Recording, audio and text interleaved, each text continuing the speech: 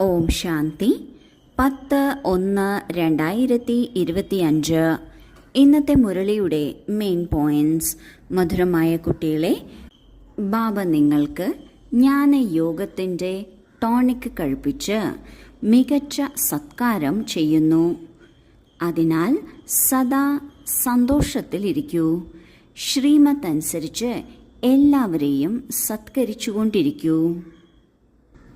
ഒരു വീട്ടിലോ അല്ലെങ്കിൽ ഹോട്ടലിലോ വിരുന്നിന് പോവുകയാണെങ്കിൽ അവർ വളരെ നന്നായി നമ്മെ സത്കരിക്കുന്നു. അവരുടെ സത്കാരം സ്വീകരിച്ച് നാം സന്തുഷ്ടരാകുന്നു.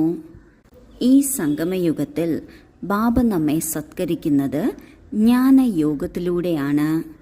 ജ്ഞാനത്തിലൂടെ വിവേകശാലികളാക്കുന്നു, യോഗത്തിലൂടെ ശക്തിശാലികളാക്കുന്നു. ഇതിനാൽ സദാ സന്തോഷത്തിലിരിക്കണം. ഒപ്പം ഏതുപോലെ ബാബ നമ്മെ സത്കരിക്കുന്നുവോ അതുപോലെ ശ്രീമത്ത് അനുസരിച്ച് മറ്റുള്ളവരെയും സത്കരിക്കണം. അതായത് മറ്റുള്ളവരോടുള്ള പെരുമാറ്റം, നമ്മുടെ കാഴ്ചപ്പാട്, നമ്മുടെ അഭിപ്രായം തുടങ്ങിയ എല്ലാം തന്നെയും വളരെ മികച്ച നിലവാരത്തിലുള്ളത് ആയിരിക്കണം. ഇതിനായി ജ്ഞാനയോഗത്തിൽ ശ്രദ്ധ കൊടുക്കണം. ചോദ്യം: ഈ സംഗമയുഗത്തിൽ താങ്കളുടെ ഏറ്റവും അമൂല്യമായ വസ്തു ഏതാണ്? അത് വളരെ സംരക്ഷിക്കുകയും വേണം. ഉത്തരം: ഈ സർവോത്തമ ബ്രാഹ്മണ കുലത്തിൽ നിങ്ങളുടെ ഈ ജീവിതം വളരെ അമൂല്യമാണ്. ഇതിനാൽ ശരീരം തീർച്ചയായും സംരക്ഷിക്കണം. അല്ലാതെ ഇത് മണ്ണുകൊണ്ടുള്ള പാവയാണ്, എങ്ങനെയെങ്കിലും തീർന്നാൽ മതി എന്ന് ചിന്തിക്കരുത്. ഒരിക്കലും അരുത്. ഇത് ജീവനോടെ തന്നെ വെക്കണം. ആരെങ്കിലും അസുഖം വരികയാണെങ്കിൽ അവരോട് പൊറുതിമുട്ടി പോകരുത്. അവരോട് പറയൂ, നിങ്ങൾ ശിവബാബയെ ഓർമ്മിക്കൂ. എത്ര ഓർമ്മിക്കുന്നുവോ അത്രയും പാപം നശിച്ചുകൊണ്ടിരിക്കും. അവരുടെയും സേവനം ചെയ്യണം. ജീവനോടെ ഇരിക്കട്ടെ, ബാബയെ ഓർമ്മിച്ചുകൊണ്ടിരിക്കട്ടെ. ഇത് ഏറ്റവും ഉയർന്ന സംഗമയുഗമാണ്. നാം ഏറ്റവും ഉയർന്ന ആത്മാക്കളിലൊരാളാണ്. ഏറ്റവും ഉയർന്ന ബാബ നമ്മുടെ അച്ഛനാണ്, ടീച്ചറാണ്, സദ്ഗുരുവാണ്. ഇങ്ങനെ അമൂല്യമായ ഈ സമയത്ത് നമ്മുടെ അടുക്കലുള്ള ഈ ശരീരം ഏറ്റവും മൂല്യമേറിയതാണ്. എന്തുകൊണ്ടെന്നാൽ ജ്ഞാനം മനസ്സിലാക്കുന്നത് ശരീരത്തിൽ ഇരുന്നു കൊണ്ടാണ്. ഇനി മറ്റൊരു ശരീരം എടുക്കുകയാണെങ്കിൽ ആ ശരീരം വളർന്ന് വലുതാകുന്നതിനും ഈ ജ്ഞാനം തിരിച്ചറിയുന്നതിലും കൂടുതൽ സമയമെടുക്കും. അതിനാൽ ഏറ്റവും ഉത്തമമായ ബ്രാഹ്മണ കുലത്തിലുള്ള ഈ ജീവിതത്തിൽ ഈ ശരീരം വളരെ വളരെ സംരക്ഷിക്കേണ്ടതാണ്. ഒരിക്കലും ഇത് മണ്ണുകൊണ്ടുണ്ടാക്കിയതല്ലേ, അല്ലെങ്കിൽ രോഗസ്ഥമായ ശരീരമല്ലേ, ഇതങ്ങ് തീർന്നാൽ മതിയായിരുന്നു എന്നൊരിക്കലും ചിന്തിക്കരുത്. അരുത്. ഈ ശരീരത്തെ നന്നായി സംരക്ഷിക്കണം. കാരണം ഈ ശരീരത്തിൻ്റെ ആധാരത്തിലാണ് നമുക്ക് മറ്റ് പ്രാപ്തികളെല്ലാം ലഭിച്ചുകൊണ്ടിരിക്കുന്നത്.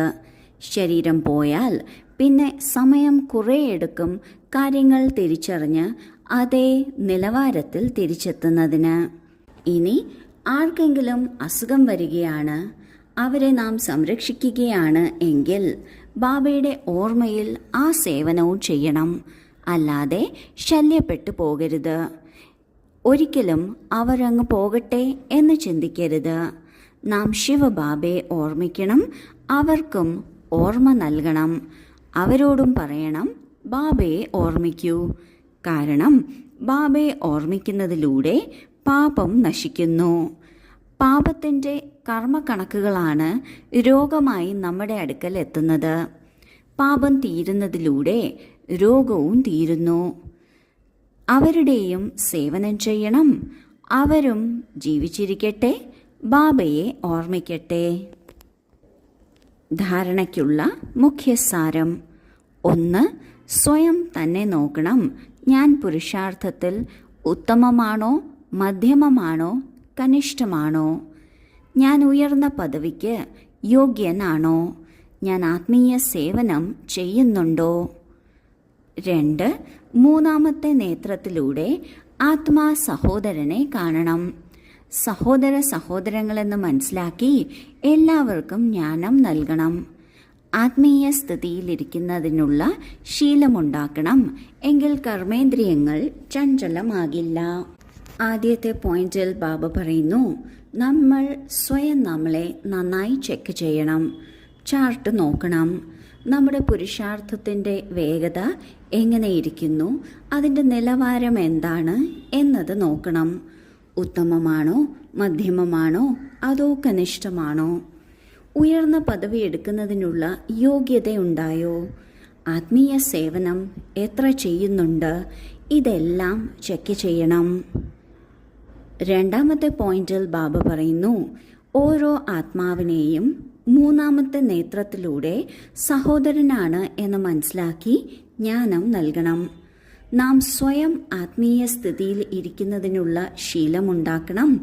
എന്നാലാണ് കർമ്മേന്ദ്രിയങ്ങൾ ശാന്തമാകുന്നത്. ഒരിക്കലും കർമ്മേന്ദ്രിയങ്ങളുടെ സുഖങ്ങളിലേക്ക് നമ്മുടെ ശ്രദ്ധ പോകില്ല. വരദാനം: ബ്രഹ്മബാബയ്ക്ക് സമാനം മഹാൻ ത്യാഗത്തിൽ നിന്ന് മഹാൻ ഭാഗ്യമുണ്ടാക്കുന്ന ഫരിഷ്തയിൽ നിന്നും വിശ്വമഹാരാജനായി ഭവിക്കട്ടെ. ഫരിഷ്തയിൽ നിന്ന് വിശ്വമഹാരാജനാകുന്നതിനുള്ള വരദാനം അങ്ങനെയുള്ള കുട്ടികൾക്കാണ് പ്രാപ്തമാകുന്നത്. ആരാണോ ബ്രഹ്മബാബയുടെ ഓരോ കർമ്മമാകുന്ന കാൽവയ്പിൻ്റെയും പിന്നാലെ കാൽവയ്പ് വയ്ക്കുന്നവർ, അവരുടെ മനസ്സ്, ബുദ്ധി, സംസ്കാരം സദാ ബാബയ്ക്ക് മുന്നിൽ സമർപ്പണമായിരിക്കും. ഏതുപോലെ ബ്രഹ്മബാബ ഈ മഹാത്യാഗത്തിലൂടെ മഹാൻ ഭാഗ്യം പ്രാപ്തമാക്കി, അതായത് നമ്പർ 1 സമ്പൂർണ്ണ ഫരിഷ്തയും നമ്പർ 1 വിശ്വമഹാരാജനും ആയി, ഇതുപോലെ ഫോളോ ഫാദർ ചെയ്യുന്ന കുട്ടികളും മഹാൻ ത്യാഗിയും സർവസ്വ ത്യാഗിയും ആകും. സംസ്കാരത്തിൽ നിന്നും വികാരങ്ങളുടെ വംശവും ത്യാഗം ചെയ്യും. ബ്രഹ്മബാബ സമ്പൂർണ്ണ ഫരിഷ്തയാകുന്നതിനും വിശ്വമഹാരാജനാകുന്നതിനും നമ്പർ 1 ആണ്. ബാബ തൻ്റെ മനസ്സ്, ബുദ്ധി, സംസ്കാരം എല്ലാം ബാബയ്ക്ക് മുന്നിൽ സമർപ്പണം ചെയ്തു. ഈ മഹാത്യാഗത്തിലൂടെയാണ് മഹാൻ ഭാഗ്യം പ്രാപ്തമാക്കിയത്. ഇതുപോലെ നാമും ഫരിഷ്തയിൽ നിന്ന് വിശ്വമഹാരാജൻ ആകുന്നതിന് ബ്രഹ്മബാബയുടെ കാൽച്ചുവടുകൾ പിന്തുടരണം. ഇങ്ങനെ പിന്തുടരുന്നതിലൂടെ നാം മഹാൻ ത്യാഗിയും സർവസ്വ ത്യാഗിയും ആകും. സംസ്കാരത്തിൽ നിന്നു പോലും വികാരങ്ങളുടെ വംശവും അംശവും ത്യാഗം ചെയ്യണം.